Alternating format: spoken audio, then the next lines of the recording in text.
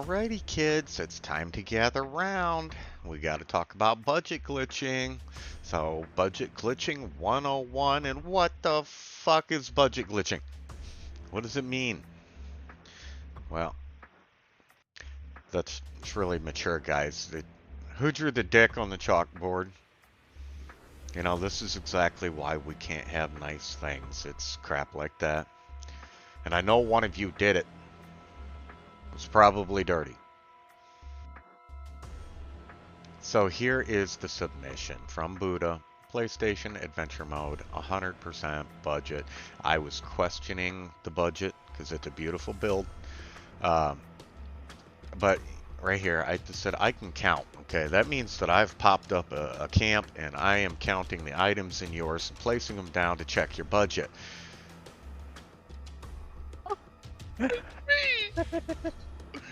Envy, Daddy! Hits me where it hurts. That's question one answered. Hopefully none of this audio gets put in. Oh, Oh my dirty. god. You poor man. Of course the audio is very gonna likely. be in there, man. You Just gonna lay here called for me the rest daddy. of the time. Oh no. I didn't do it, I Ew. swear to God, I didn't do it. You drew the dick, didn't you, Juice? I drew titties, I don't know how the dick got up there. Okay, so what had happened when he entered the contest is he was a little bit confused about budget glitching. The technique that he is using, it is budget glitching, but he didn't realize that that would have been considered budget glitching. It's not a big deal. We talked it out. He responded to the situation like an adult, unlike a lot of his so-called friends. So budget glitching is if you increase the amount of budget, that would be budget glitching.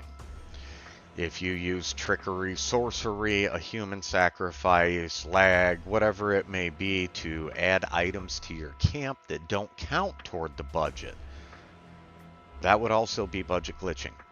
Any kind of manipulation where you're adding things that would normally not fit within that budget, that would be budget glitching, okay?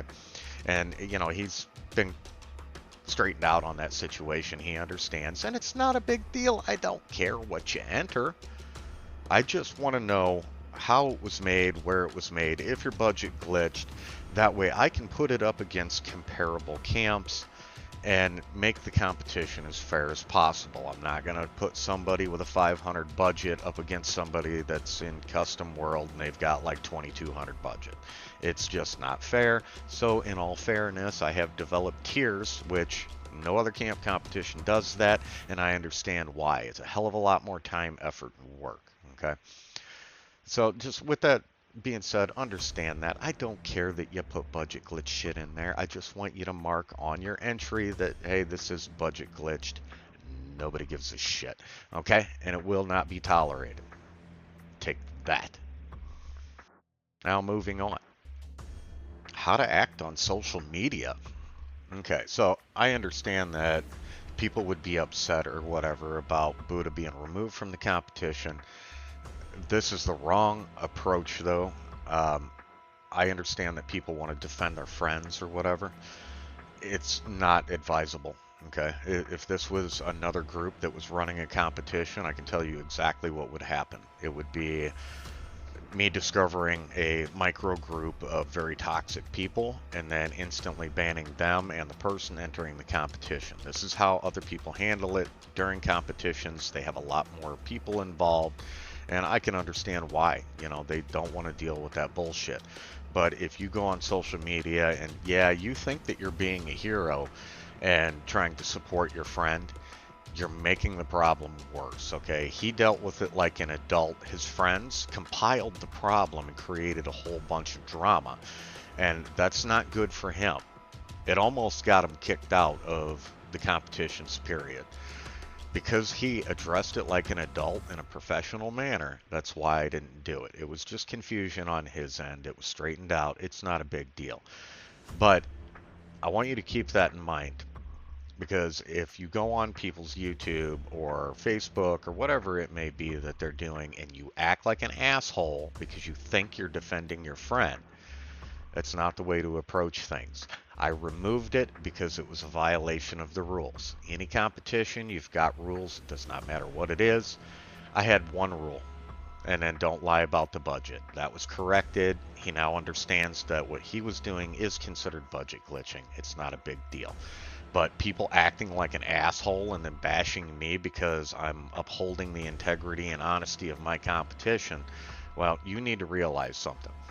Unlike a lot of popular YouTubers or anything like that, I am not monetized, okay? I don't have to kiss sponsors' asses or anything like that to make sure that I'm getting paid. I do this because it's therapeutic for me, and it's therapeutic for a lot of other people who like to play the game.